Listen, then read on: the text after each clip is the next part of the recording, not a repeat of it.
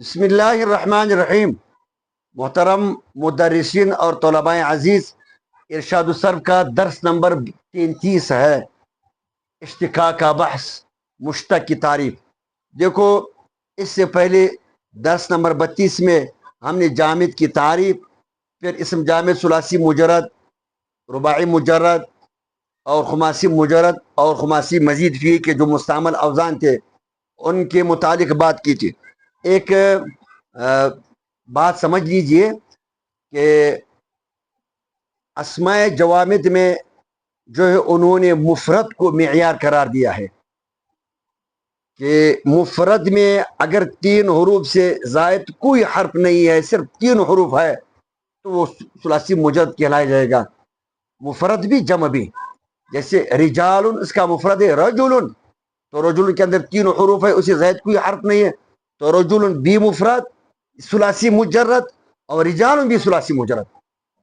اگر جمع ہے اس کے مفرد میں جو ہے 3 حروف سے زائد کوئی حرف ہے تو وہ مفرد بھی ثلاثی مزید، اس کا جمع بھی ثلاثی مزید۔ جیسے اصابع، یہ جمع ہے، اس کا مفرد ہے اصبعن، تو اصبعن میں امزہ زائد ہے تو اصبعن میں جو ہے یہ مفرد ہے، یہ ثلاثی مزید ہے تو اصابع ثلاثی مزید ہوگا۔ خماسی اور رباعی کو ثلاثی پر قیاس کیا جائے گا۔ اور اسماء مشتقات اور افعال کا جو دار و مدار ہے وہ فعل ماضی معلوم کے پہلے صیغے پر ہے۔ فعل ماضی معلوم کے پہلے صیغے میں 3 حروف سے زائد کوئی باب کی علامت نہیں ہے تو اس پورا باب کو ہم ثلاثی مجرد کہیں گے۔ اگر ماضی معلوم کے پہلے صیغے میں 3 حروف سے زائد کوئی باب کی علامت ہے تو اس پوری گردان کو، یعنی اس پوری باب کو ہم ثلاثی مزید کہیں گے، رباعی کو ثلاثی پر قیاس کیا جائے گا۔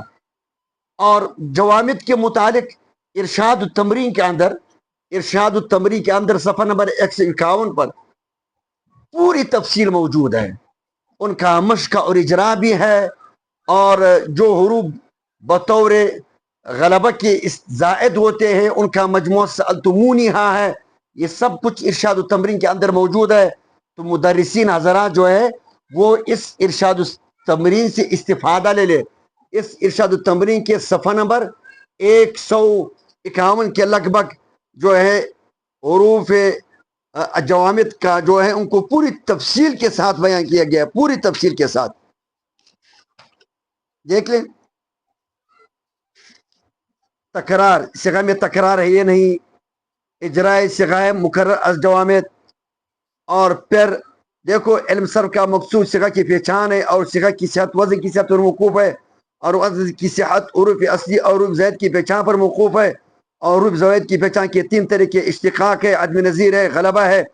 پھر سألتمونیہ جو حروف زائد ہوتے ہیں نا اسماء جوامد میں، ان کو دیکھو صفحہ نمبر 108 پر پوری تفصیل کے ساتھ لکھا ہوا ہے۔ پھر یہ جوامد ثلاثی مجرد کا اجرا ہے، پھر مزید ہے، پھر رباعی مجرد ہے، رباعی مزید، خماسی مجرد، تفصیل کے ساتھ ارشاد التمرین کے اندر سب کچھ موجود ہے۔